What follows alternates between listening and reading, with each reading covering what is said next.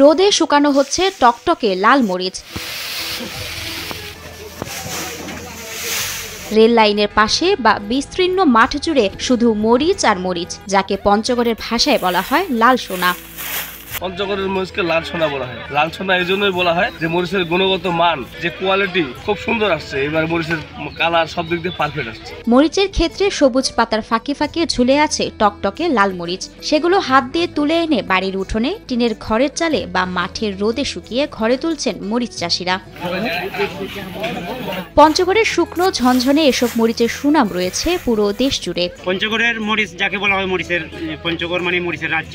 পঞ্চগড়ের মরিচের সুনাম তো সারা দেশব্যাপী রয়েছে।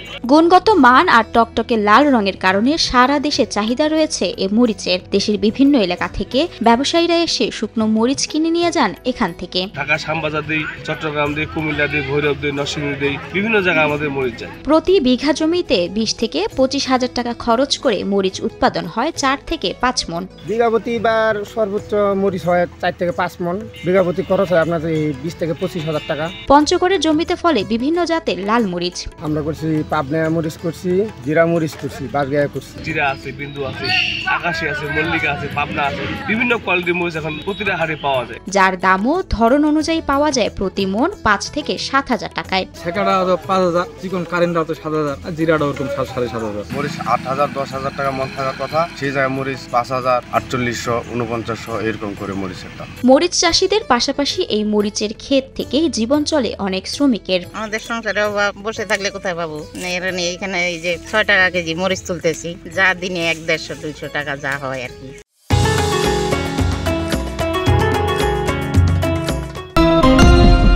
জেলার প্রায় সব উপজেলাতেই বাড়ির আনাচে কানাচে কৃষি জমিতে মরিচ চাষ করছেন চাষিরা। পাকা মরিচের লাল রঙে রঙিন হয়ে উঠেছে পঞ্চগড়। তবে চাষিরা বলছেন বাজারে এবার মন্দা, আগের মতো দাম নেই মরিচের। পরিশ্রম, চাষের খরচ, সার কীটনাশকের দাম, শ্রমিকের ব্যয় মিটিয়ে মরিচ আবাদ করে এবার লোকসান গুনতে হচ্ছে তাদের। পরিশ্রমের অনুযায়ী আমাদের দাম কিন্তু নাই, মরিচের দাম খুব কম। যেগুলো মরিচ পরিশ্রম করে আমরা যেগুলো 100 করছি বা সার সুদ দিচ্ছি, এই অনুযায়ী আমাদের কৃষকের খুব লস। কীটনাশকের দাম বেশি, সারের দাম বেশি, মরিচে কীটনাশকের দাম যে খরচ, এই দামে কৃষকের মরিচে খুব একটা লাভবান হয় না। মরিচের আবাদ বৃদ্ধি করতে চাষিদের সব ধরনের সহযোগিতা করা হচ্ছে বলে জানায় জেলা কৃষি সম্প্রসারণ অধিদপ্তর। বর্তমানে যে ওয়েদার, তাতে মরিচের বিভিন্ন ধরনের রোগবালাই দেখা দিতে পারে। আমরা চাষিদেরকে সেই হিসাবে পরামর্শ দিচ্ছি যাতে তারা তাদের মরিচের রোগবালাই পোকামাকড় দমন করতে সমর্থ হয়।